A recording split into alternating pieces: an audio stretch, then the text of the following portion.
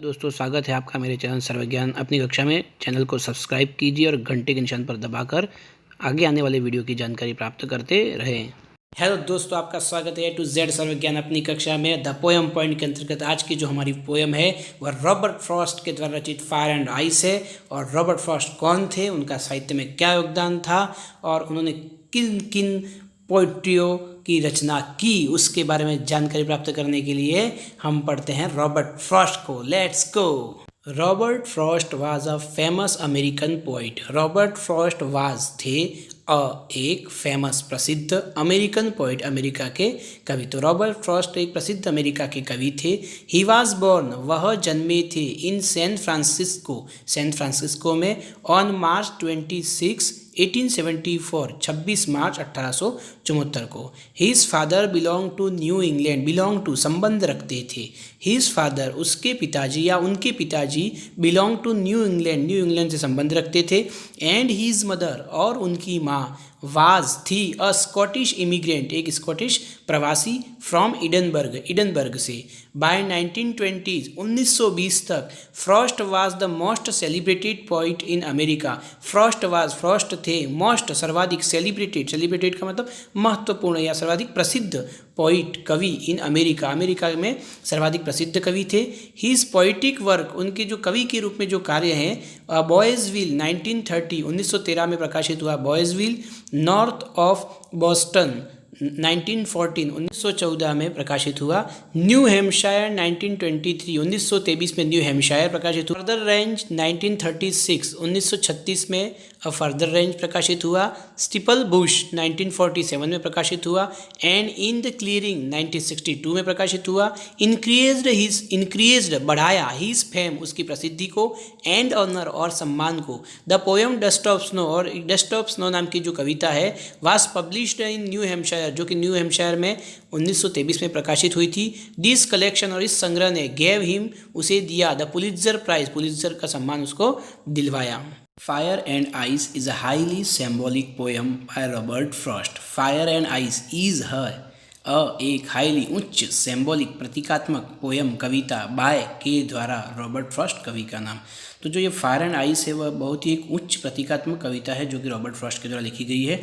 This poem is a meditation, यह जो कविता है इज है अ मेडिटेशन, एक ध्यानाकर्षण, अबाउट, के बारे में, how the world will and, कि हाउ, कैसे, द वर्ल्ड, संसार, विल एंड, समाप्त होगा। अर्थात ये जो कविता है वो कवि लोगों को ध्यानाकर्षित करवा रहा है कि संसार की समाप्ति किस प्रकार होगी।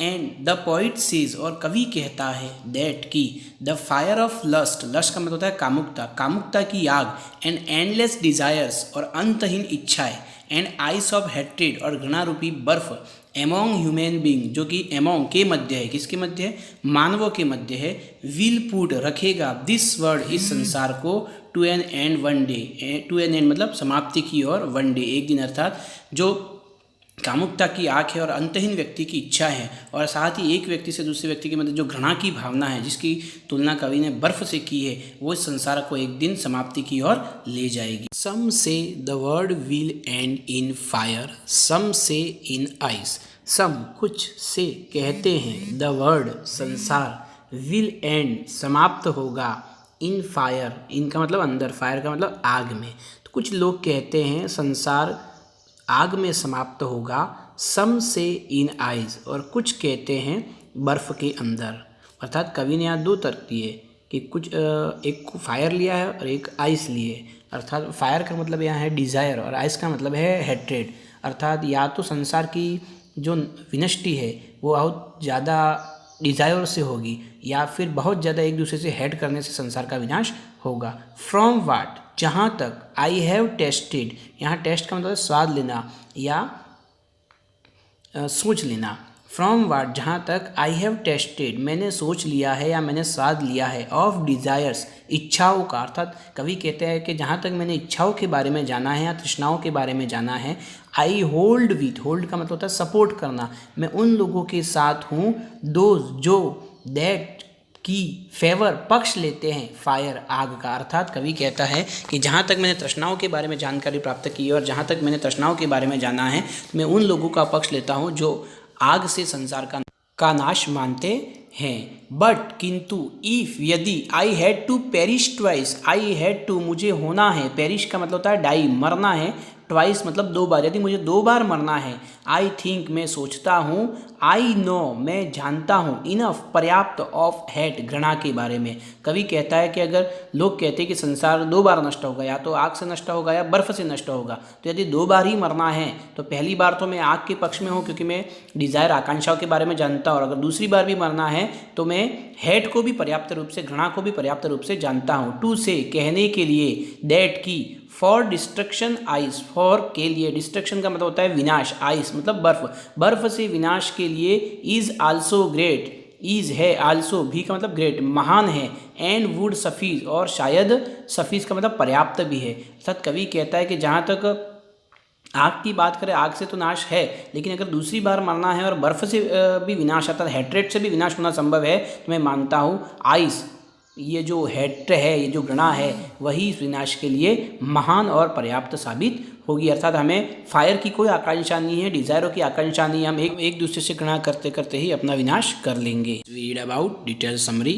Fire and ice is a symbolic poem by Robert Frost. Fire and ice is है अ सिंबॉलिक पोएम, एक प्रतीकात्मक कविता, by Robert Frost, Robert Frost के द्वारा। अर्थात जो ये फायर एंड आइस है वह एक रॉबर्ट फ्रॉस्ट द्वारा लिखित प्रतीकात्मक कविता है। The poet wants to aware, the poet कवि, वांट्स चाहता है, टू अवेयर जगाना, अवेयर का मतलब जागृत करना, द ह्यूमैनिटी मानवता को, दैट की एवरीथिंग सब कुछ, विल एंड समाप्त हो जाएगा, वन डे एक दिन, एज ए रिजल्ट परिणाम स्वरूप, ऑफ ह्यूमैन मिसडीड मानव के गलत कार्यों के, अर्थात मानव के गलत कार्यों के कारण ये सब चीज़ें हैं वो एक दिन समाप्त हो जाएंगी, इस बारे में वह मानवता को जागृत करना चाहता है। द पोइट सेज, कवि कहता है, दैट की, both fire and ice, both का मतलब दोनों, फायर एंड आइस आग और बर्फ दोनों, आर डिस्ट्रक्टिव विनाशकारी हैं।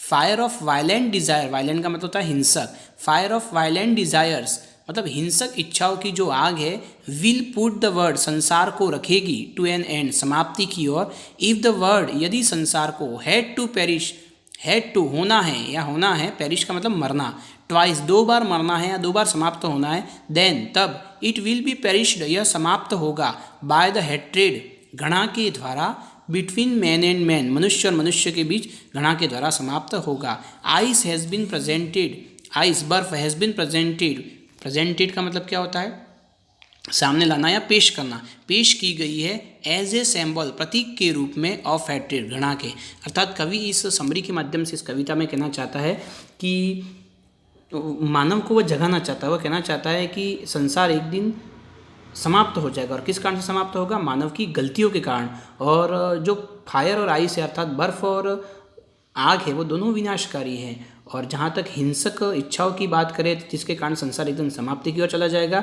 और संसार को यदि 2 बार नष्ट ही होना है तो वह हेट्रेड घृणा से भी नष्ट होगा, जो घृणा मनुष्य और मनुष्य के बीच में चली आ रही है, और यहाँ पर जो बर्फ़ है उसको घृणा के रूप में या घृणा के प्रतीक के रूप में प्रयोग किया गया है, और फायर है उसको वॉयलेंट डिज़ायर के प्रतीक के रूप में प्रस्तुत किया गया है।